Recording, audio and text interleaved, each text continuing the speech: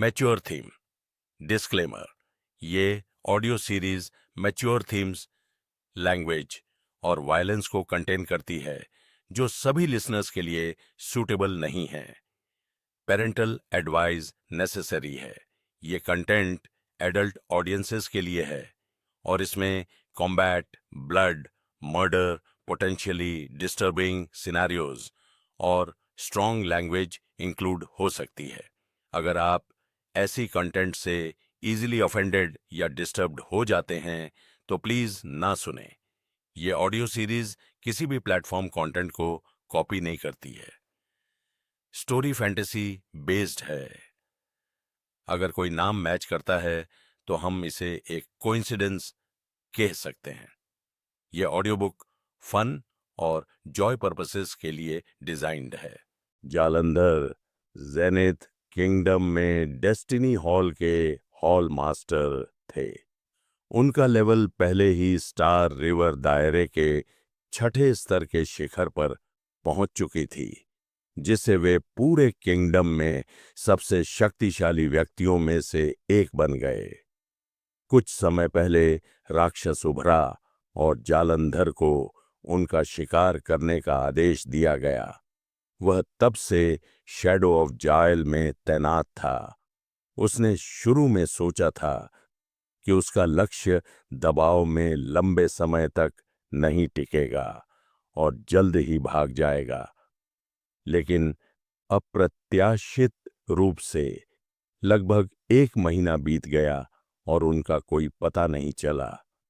इतना ही नहीं, बल्कि एक बार स्वर्ग का कल्याण लोक काफी हद तक स्थिर हो गया था। यह महसूस करते हुए कि उनका लक्ष्य जल्द ही सतह पर नहीं आएगा, जालंधर ने अधीनस्थों को निगरानी रखने के लिए व्यवस्था की और डेस्टिनी हॉल में लौटने के लिए एक उड़ते हुए ओरिजिन बीस्ट पर सवार हो गए। लंबे समय तक अनुपस्थित रहने के कारण कई मामले जमा हो गए थे जिन पर उन्हें तुरंत ध्यान देने की आवश्यकता थी। जब वह डेस्टिनी हॉल में अपने क्वार्टर के बारे में याद करता था तो उसके चेहरे पर एक हल्की मुस्कान आ जाती थी। वह जीवन भर अविवाहित रहा था। उसकी कोई पत्नी या बच्चे नहीं थे और उसने कोई संपत्ति नहीं खरीदी थी। इसके बजाय वह डेस्टिनी हॉल के भीतर एक कमरे में रहता था। हालांकि कमरा बड़ा नहीं था, लेकिन कमरे को बहुत सारे फॉर्मेशन से सावधानी पूर्वक सजाया गया था। डिफेंस फॉर्मेशन, एनर्जी फॉर्मेशन और हाइडिंग फॉर्मेशन, कुल मिलाकर 1 दर्जन से अधिक। यह हत्या या कायरता के डर से नहीं था, बल्कि उनके स्वर्ग का किस्मत से जुड़ा था। उन्होंने खजाने वाली नियति का अभ्यास किया, एक ऐसी तकनीक जिसने उन्हें दुर्लभ कलाकृतियों और मूल्यवान खजाने को इकट्ठा करके अपनी लेवल को तोड़ने की अनुमति दी। जेनिथ किंगडम में डेस्टिनी हॉल के सम्मानित हॉल मास्टर के रूप में उनकी ऊंची स्थिति ने खजाने के संग्रह को अपेक्षाकृत आसान बना दिया।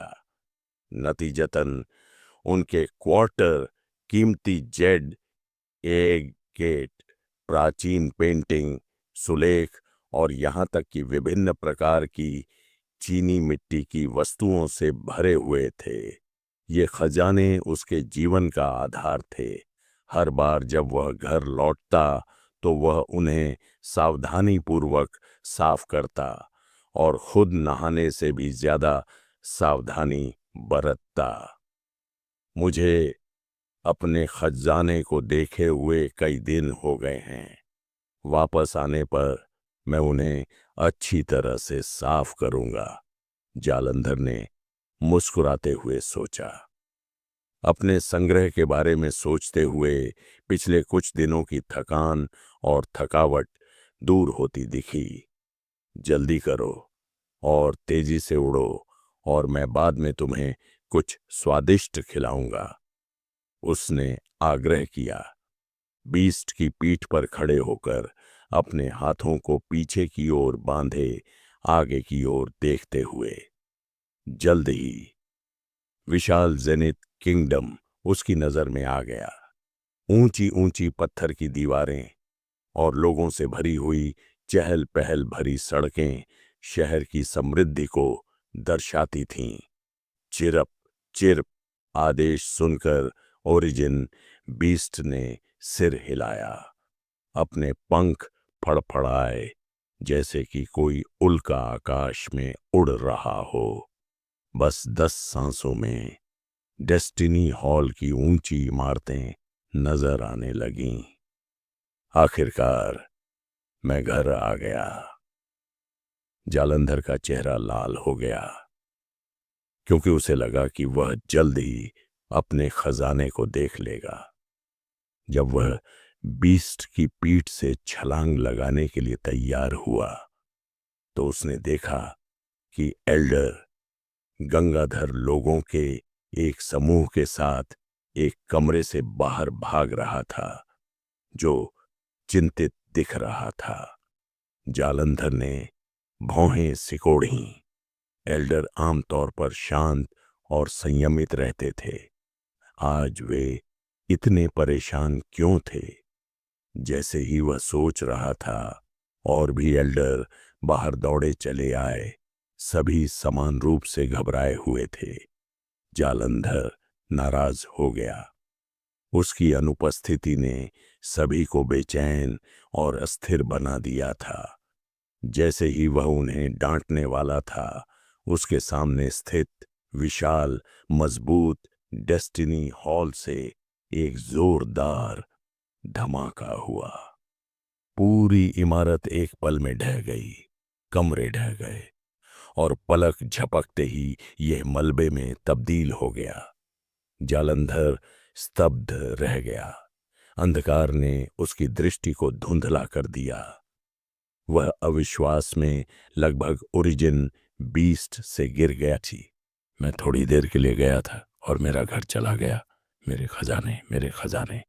इसे रोक पाने में असमर्थ, उसने महसूस किया कि उसकी छाती में जकड़न है और उसने मुंह में खून भर लिया। ये वस्तुएं उसके जीवन के काम की परिणति थीं। क्या वे सभी डेस्टिनी हॉल के ढहने में नष्ट हो गई थीं? कुछ मिनट पहले विपिन स्वर्ग की दिव्य ऊर्जा को आश्चर्यजनक गति से अवशोषित कर रहा था। भाग्य की पूरी नदी पीछे की ओर बहती हुई प्रतीत हो रही थी और अनगिनत सुनहरी कोई मछलियां उसके शरीर में पागलों की तरह उमड़ रही थीं। इससे बाकी सभी लोग अविश्वसनीय रूप से चिंतित हो गए। टीचर के साथ प्रतिस्पर्धा करना वास्तव में असंभव है। वह बहुत ही अजीब है। हमें अपने स्वयं के स्वर्ग के भाग्य को खोजने और जितना संभव हो उतना निकालने पर ध्यान केंद्रित करने की आवश्यकता है, प्रत्युषा ने तत्काल कहा। समझा। सभी को पता था कि समय खत्म हो रहा है। किसी भी तरह की शंका को दरकिनार करते हुए उन्होंने अपने अपने संरेखण से स्वर्ग की दिव्य ऊर्जा को अवशोषित करना शुरू कर दिया। धमाका।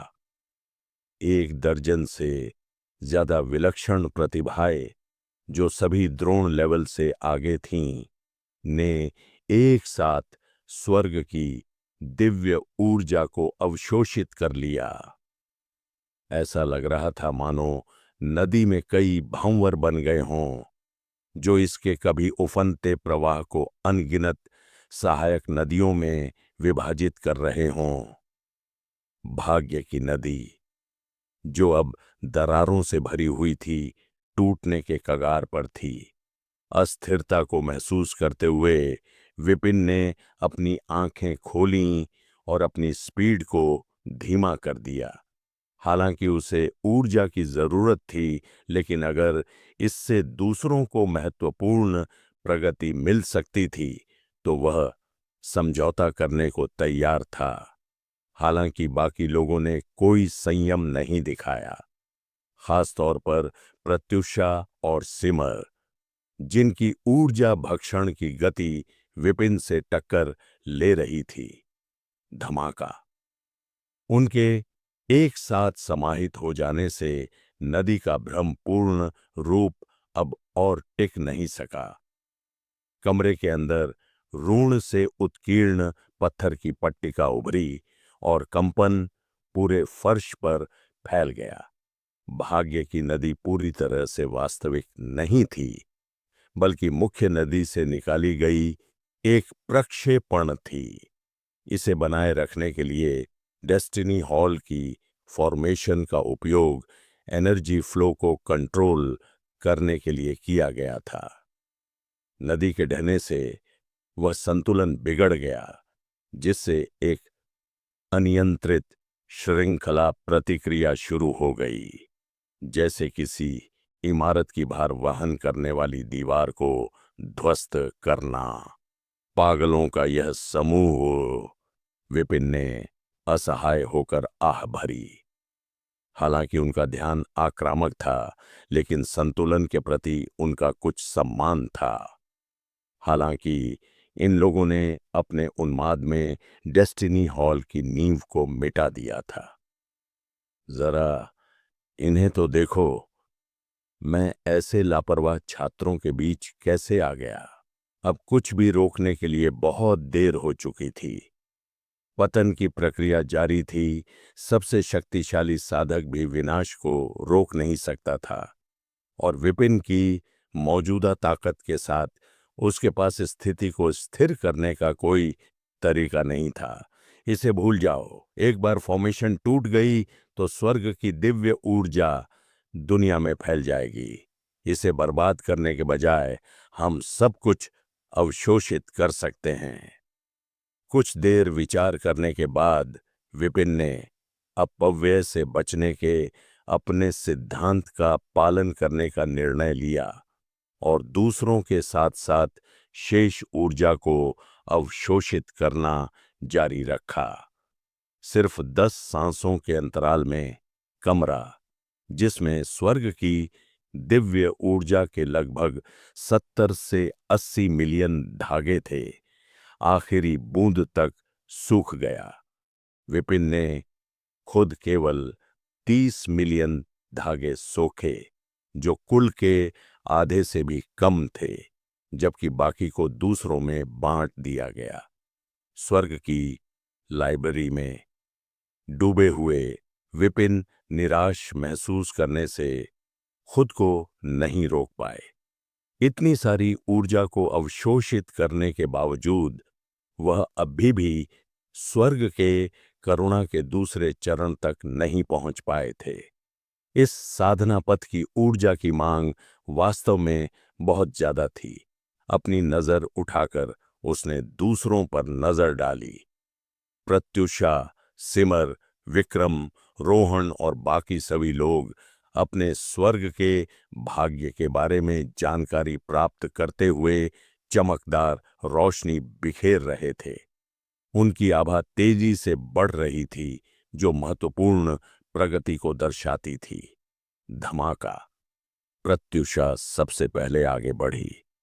उसके पीछे एक दक्ष उभरा, जो शून्य में तैरता हुआ एक संत जैसा दिखाई दे रहा था, तुलना से परे शुद्ध और अलौकिक।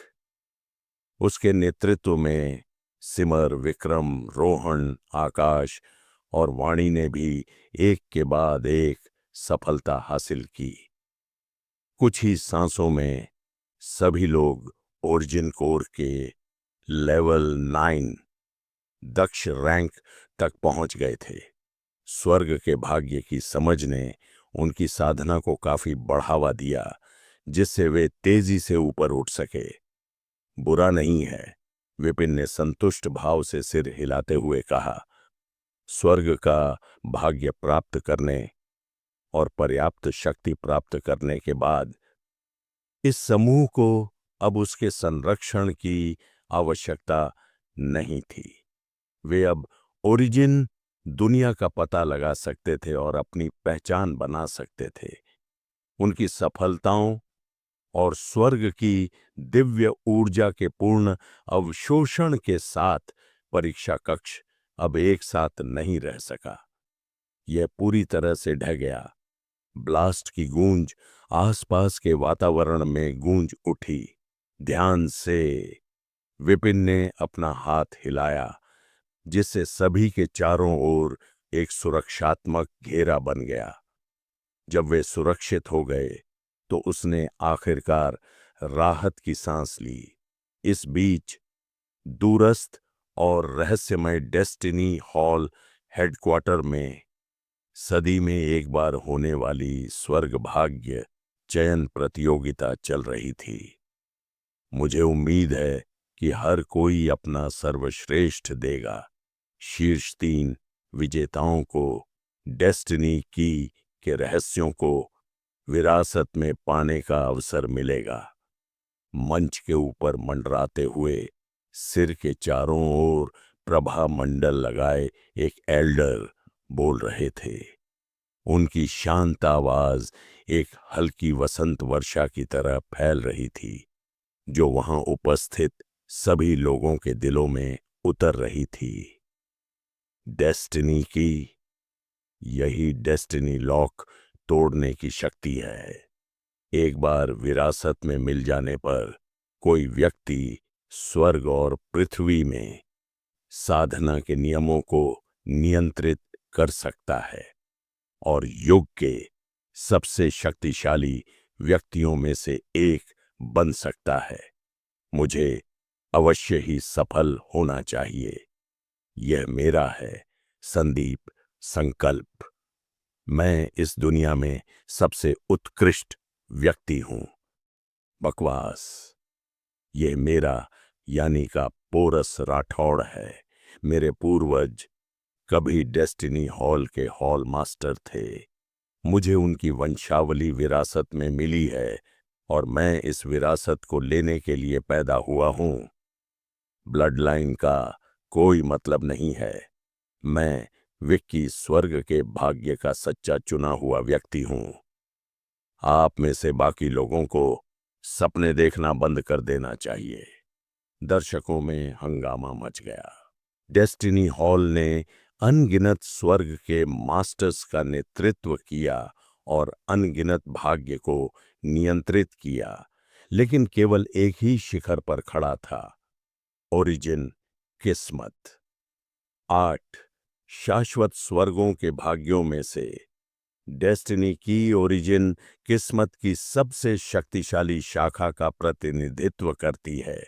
जड़ न होते हुए भी यह स्वर्ग और पृथ्वी को कैद करने वाले भाग्य के ताले को खोल सकती है। यह एक ऐसी शक्ति थी जिसका अनगिनत साधकों ने सपना देखा था, लेकिन कभी प्राप्त नहीं कर पाए। प्रतियोगिता अब शुरू होती है। भीड़ के उत्साह से संतुष्ट होकर आकाश में बैठे एल्डर ने सिर हिलाया और हाथ हिलाया। अचानक शून्य में एक मंच दिखाई दिया, जो एक विशेष अवरोध में घिरा हुआ था। आपकी साधना बहुत मजबूत है। अवरोध के बिना आपके टकराव से स्थानिक गड़बड़ी हो सकती है और ओरिजिन वर्ल्ड को खतरा हो सकता है। इस अवरोध के अंदर आप अपनी पूरी ताकत लगा सकते हैं। हाँ, भीड़ ने एक स्वर में जवाब दिया। जैसे ही बुजुर्ग ने बोलना खत्म किया, 2 युवा आगे बढ़े। मैं विक्की हूं, पोरस राठौड़। दोनों प्रतिभाशाली खिलाड़ी गर्व से खड़े होकर एक दूसरे का सामना करने के लिए तैयार थे। हालांकि इससे पहले कि वे एक दूसरे पर वार कर पाते, उनके ऊपर का गोलाकार गुंबद टिमटिमा उठा और उसके पार एक पतली ड्रैगन जैसी रेखा खींच गई। रेखा बिजली की तरह चमक रही थी, उत्तर से दक्षिण तक फैली हुई, मानो अंतरिक्ष को ही विभाजित कर रही हो। उसी समय उनके पैरों के नीचे की जमीन चमक उठी। भाग्य की एक राजसी नदी अचानक हवा में प्रकट हुई, जो अनगिनत सितारों की चमक बिखेर रही थी। दोनों प्रतियोगी चौंक कर स्तब्ध रह गए और अपनी आंखें उस दृश्य से हटा नहीं पाए। क्या किसी ने बिना डेस्टिनी की के ओरिजिन, भाग्य के सर्वोच्च रहस्य को समझ लिया है? यह असंभव है। हवा में मंडराते हुए एल्डर की पुतलियां सिकुड़ गईं। उसका चेहरा पूरी तरह अविश्वास से भर गया।